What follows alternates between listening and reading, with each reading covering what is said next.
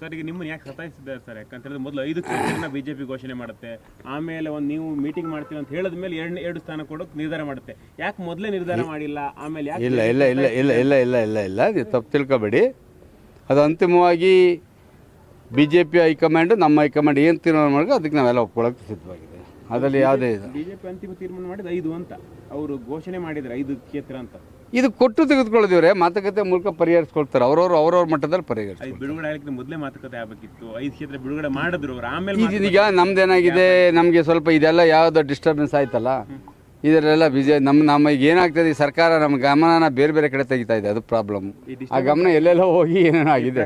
Disturbance ಆಗಿದೆಯಾ ಯಾರು JDS ನಲ್ಲಿ ಡಿಸ್ಟರ್ಬೆನ್ಸ್ ಆಗಿದೆ? ನೋಡಿ, ನಾವು ನಿಮ್ಗೆ ಹೇಳ್ತಾ ಇದ್ದೀವಲ್ಲ, ನಮ್ಮ ಕನ್ಸರ್ನ್ ಇರ್ತಕ್ಕಂಥದ್ದು ಏನು ಅಂತ ಹೇಳಿದ್ವಿ, ಡಿಸ್ಟರ್ಬೆನ್ಸ್ ಅಂತಲ್ಲ. ಈಗ ಯಾವುದೇ ಒಬ್ಬ ವ್ಯಕ್ತಿಗೆ ಆಪಾದನೆ ಬಂದ ತಕ್ಷಣ ಅವನು ಆಪಾದನೆ ಮಾಡದೇ ಇದ್ರೂ ಸಹ ಎಲ್ಲೋ ಒಂದು ಕಡೆ ಭಯ ಅಂತಂದು ಆಗ್ತಾ ಇರ್ತದೆ. ಆಪಾದನೆ ಮಾಡದಿದ್ದಂಗೆ ಶಿಕ್ಷೆ ಆಗಲಿ. ಆದರೆ ನಮ್ಮ ಕನ್ಸರ್ನ್ ಏನು ಅಂತಕ್ಕಂಥದ್ದು ಈಗಾಗಲೇ ನಾವು ಈ ರಾಜ್ಯದ ಜನತೆಗೆ ಹೇಳಿದ್ದೇವೆ. ಆಪಾದಿತ ಏನೇ ತಪ್ಪು ಮಾಡಿದ್ರು ಅವ್ನು ಏನೇ ಶಿಕ್ಷೆ ಆಗಿ ನಾವು ಸಮರ್ಥಿಸ್ಕೊಳ್ತಕ್ಕಂಥ ಪ್ರಶ್ನೆ ನಮ್ಮ ಮುಂದೆ, ನಮ್ಮ ಪಕ್ಷದ ಮುಂದೆ ಇಲ್ಲ. ಆದರೆ ಇವತ್ತು ಈ ರಾಜ್ಯದ ಕರ್ನಾಟಕ ರಾಜ್ಯದ ಮಹಿಳೆಯರ ಮಾನವನ್ನು ಇವರು ಬೈಲು ಮಾಡಿದ್ರಲ್ಲ, ಅದನ್ನು ಖಂಡಿಸಿ ಅವ್ರಿಗೆ ನ್ಯಾಯ ಕೇಳ್ತಾ ಇರ್ತಕ್ಕಂಥದ್ದು. ಅದನ್ನು ಬಿಟ್ಟುಬಿಟ್ಟು ಇವರು ಯಾರು ಮಾಡಿದ್ದಾರೆ ಯಾರು ಬಿಟ್ಟಿದ್ದಾರೆ ಅಂತ ಸತ್ಯ ಗೊತ್ತಿದ್ರು ಸಹ ಯಾವುದೋ SIT ಅಂತ ಇಟ್ಕೊಂಡು SIT ನ್ಯಾಯ ಸಿಗ್ತದಾ?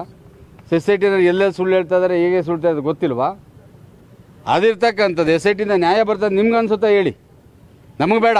ಆಯಿತು, ನಾವೇನೋ ಒಂದು ಪಕ್ಷದ ಇದ್ದೀವಿ, ನೀವು ಸತ್ಯ ಹೇಳಿ. ನೀವು ಮಾಧ್ಯಮದವರು 4ನೇ ಅಂಗ, ನೀವು ಹೇಳಿ, ಈ SITಯಿಂದ ನ್ಯಾಯ ಸಿಗುತ್ತಾ ನಿಮ್ಗೆ ಅನ್ಸುತ್ತಾ? ಹೇಳಿ.